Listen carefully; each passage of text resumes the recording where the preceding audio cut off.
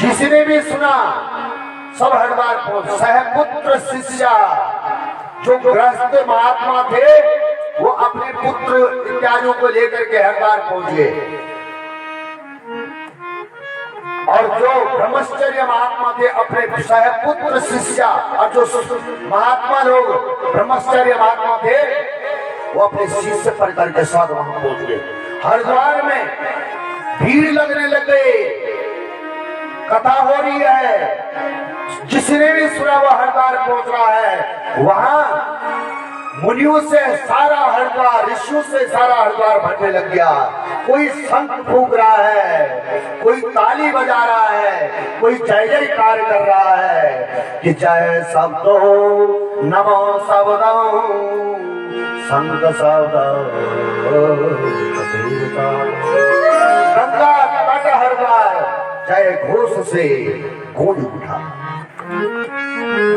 फूलों की वर्षा होने लग गई है।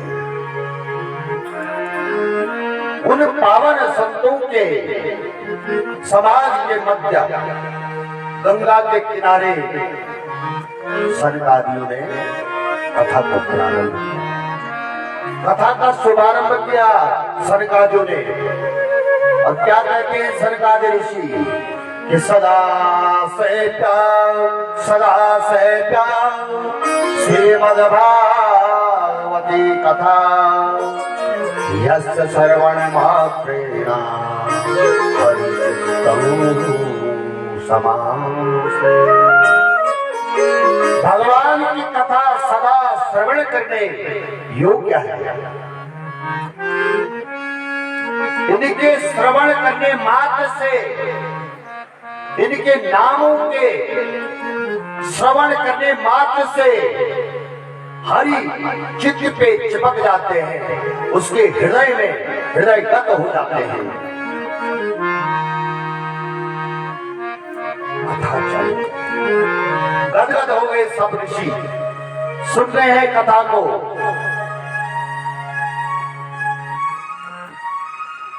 कथा हो ही रही थी तो इसी बीच में सबने देखा कि जो कथा सनकादि ऋषि कह रहे थे तो कहते कहते सबको एक अचंबा दिखा। क्या दिखा कि भक्ति सुतो तो तरुणी गृहीत्वा प्रेमे करूपा सहसा विरासे। श्री कृष्ण गोविंद हरे मुरारे नाथे नामा निमुहुर्वरन्ति।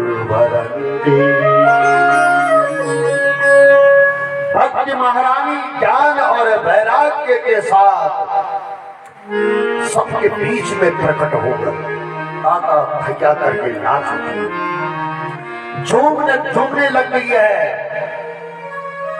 इसका प्रभाव देखो, सनकादियों ने कथा प्रारंभ की, कथा सुनाई तो वहां भक्ति रानी अपने दोनों पुत्रों के साथ ज्ञान और वैराग्य के साथ प्रकट होकर के वहां ताता थैया करके नाचने लग गई है।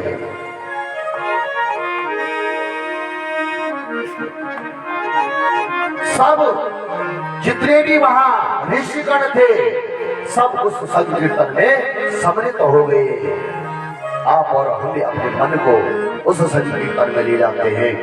कहते हैं कि भक्ति और ज्ञान बिना मन की आला, भक्ति और ज्ञान बिना मन की आला, भक्ति और ज्ञान बिना मन की आला, भक्ति और ज्ञान बिना मन की आला। बोला